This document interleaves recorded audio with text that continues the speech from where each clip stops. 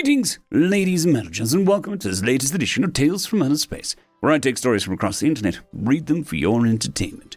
This particular story is called We Went to Them and Walked Away, written by Shadeskira.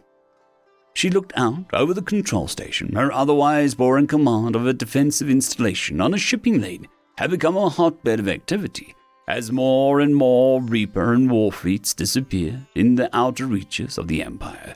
And who was the culprit? According to Strategic Command, the Virilius. But she never trusted Command and looked at the rumors and gossip of the passing merchants. The gossip was hot indeed. According to them, a thrall race of her empire was in revolt and winning battle after battle. The ship's IFF show calls for vengeance and war. Primates from some backwater the merchants wouldn't even think of shipping to. However, all of them spoke of the primates as kind and friendly, oftentimes demanding a single scan before sending them on their way. She thought it over, uncomfortable with the idea that these primates were letting her allies' merchants through, even as they waged war on her people. The food ships, too, had halted, along with every major resource her empire's colonies provided.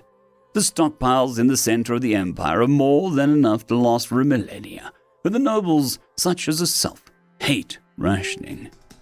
Ma'am, we have an incoming arrival signature. Count at 45. A sensor officer said quickly. She groans. She doesn't have a fleet. She has a station. Yes, a powerful and heavily armed station, but still an immovable and static object.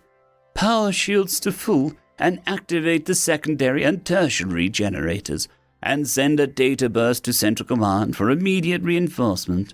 She barked back, her eyes reading the names of the ships entering her sector of the Empire, teeth clenched tight as she recognized some presumed lost cruisers from the Reaper fleet that vanished a month ago to the battle dreadnought that was part of the last war fleet that lost contact with Command.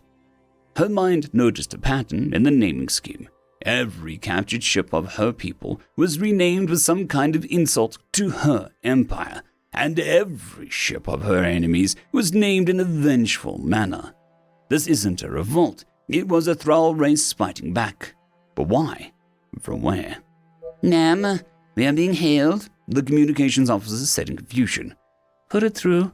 I will see my opponent's eyes and judge their merit. She said back and watched her terminal flicker to life with the image of a primate. The computer identified as a seeded thrall race from PS328C. Greetings, Admiral Vostrium Volgelmon Klosmas, the primate said with a wide smile. I am Admiral Kenji Watanabe. I am under order to deliver the United Earth's terms to your Emperor. We grow bored of your arrogance and inability to put up a fight. We are willing to make peace, the primate said. His tone and voice sounded tired and uninterested. Bold of you to presume that you can defeat us. The forces you have been picking off are barely full fleets, but small detachments from our main force, she says backward, for it to sound so underwhelmed by the sight of her station was irritating to her. I will commend you on accomplishing this much. To have succeeded in eliminating 7 fleets is impressive for you backwater monkeys. Really? The primate asked, seemingly shocked and confused. You think kicking your rear into space dust would be hard for us? Of course. I will congratulate you on figuring out space travel and FTL technology, even if you reverse engineered it. But your effort to deny your purpose is over. Surrender, and I will personally see to your race's ethical and fair treatment as honored thralls instead of the common grunt, she said, making no plans to honor such promises. Her eyes darted to the countdown for the reinforcement fleet from Central, their arrival vector hidden behind the moon her station sits beside. Oh, wow, that sounds so tempting, the primate says, then orders someone off screen. Call the rest of the fleets. It looks like we're going to do this the hard way, before it disconnects the hail. Her eyes go wide in fury. Was she just ignored? Her attention was broken as a tactical display starts to beep as more and more arrival signatures ping into existence. The count of incoming ships from the same vector as the primates grew steadily as their battle line stretched wider. Her heart beat faster and faster as the count surpassed her reinforcements. and she ordered in a small panic. Database Central, we're about to engage in an invasion force. Her order was about to be carried out when the station rocked. Ma'am, they just took out the long-range transmitter, the engineering officer said. It was a dual kinetic attack from the flagship, milliseconds apart. Her eyes went back to the tactical display as an armada of 400 ships was idling in the void of her sector. Even if the ship of the primates were half the size of her people, the range and firepower each possessed was far greater than she imagined. She swallowed hard as her mind raced not for honor, but for survival. A disgusting thought of giving in to the primates' demands sent a chill down her spine. Ma'am, they are healing us again, the communications officer said, clearly shaken by the precision and firepower of the primitive apes. She nodded and waited as the image of the primate came on again. Choosing to be first to speak, she cut the primate off.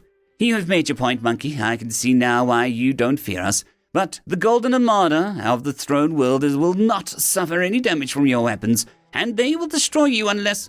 She swallowed, unable to believe that she was about to make such a treasonous offer. You have a noble speaking on your behalf on your ship. The Golden Armada, the primate said, putting up some kind of crude data storage device, swiping its finger on it. Oh yeah, 500 ships, mostly supercruisers, and supported by a halo, a high-power orbital ring around your homeworld, armored and armed to the teeth. That Golden Armada? It asked. She nodded slowly. Yeah, let me make this clear. We will not be entering your home star system, because we don't need to kill your empire, the primate said with a small apologetic smile. See, we are here to make you deliver our demands. Failure to comply will result in the deployment of a superweapon into your home star system that will destroy everything in that space sector, it said far too coldly to be a lie. She went pale, not expecting such a brutal and honest response. We pick you as our messenger because you are the Empress's sister. So here is the deal, peace or eradication. And remember this, the weapons I used to knock out your long-range transmitter was a basic weapons platform on our warships. So you can just guess how accurate we are with our actual big guns, the primate added quickly.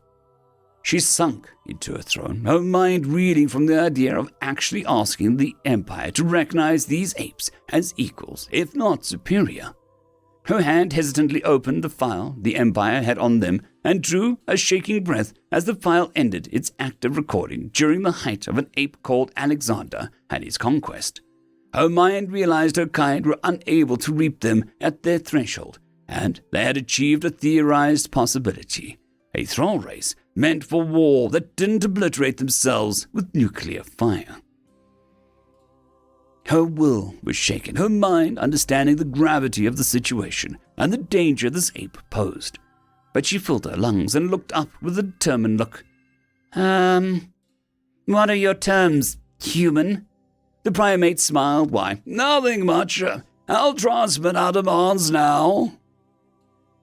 End of story. Story number 2. The Most Terrifying Ships in the Galaxy, written by Red Note 97.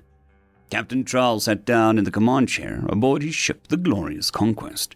It may be just a picket line frigate, but it was his command, and, by the Emperor, he had earned it. He took a sip of a freshly brewed brawn on his cup before giving the order everyone already expected. Status report? One by one, his subordinate officers responded. All ships' systems are show green. Sensors detect no unexpected vessels in our volume of operation. Main command reports size and location of enemy fleet unchanged. Ground command reports only minor skirmishes with the enemy ground forces. Troll nodded. So, no relevant change in situation. That's good too. Incoming wormhole, sir. He was suddenly interrupted by the officer occupying the sensor station. 3 holes, human IFF, but that doesn't make sense. We're at war with humanity, currently in high orbit over one of the contested planets. Of course it makes sense. Condition 0, call the crew to battle stations. That's not what I meant, sir. The size of the throats and the wormholes indicate dreadnought type, or comparable. But according to the energy readings, the ships can't weigh more than a heavy destroyer, or maybe a particularly light cruiser. If I didn't know any better, I'd say that they are commercial super frigates, sir. But, as I said, that doesn't make sense, the officer replied. No, it doesn't unless, Oh no, can you confirm their designations? Not yet, but I should any second now. Here. The UNHS Mercy, the UNHS Hoffnung, and the UNHS GU. UNHS, never heard of that one before. According to the computer, it means United Nations Hospital Ship. This time the captain did the interrupting. Immediately send a message to main command. Top priority for immediate consideration. Make sure to confirm it arrived. The addressed officer responded immediately. Message sent and arrival confirmed. But if I may, wouldn't a normal message have sufficed? Well, yes, they aren't allowed to attack them by galactic law.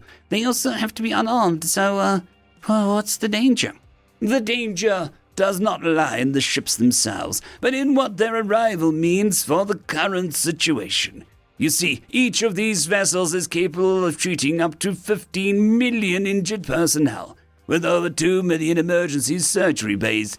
Even the presence of a single one of these ships means the humans are expecting a hell of a lot of casualties. But 3 of them, that means they are expecting an attack on a planet-wide scale. Yeah, I wasn't aware that we were planning for a mass assault. That's because we aren't, and considering the quality of human spycraft, they would know that too. But if we don't plan on attacking, that would mean they do. End of story.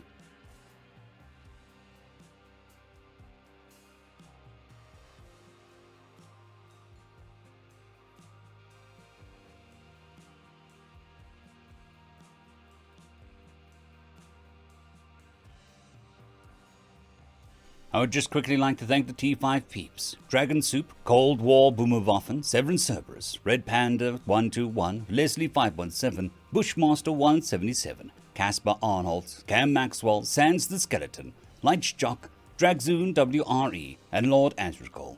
Thank you very much.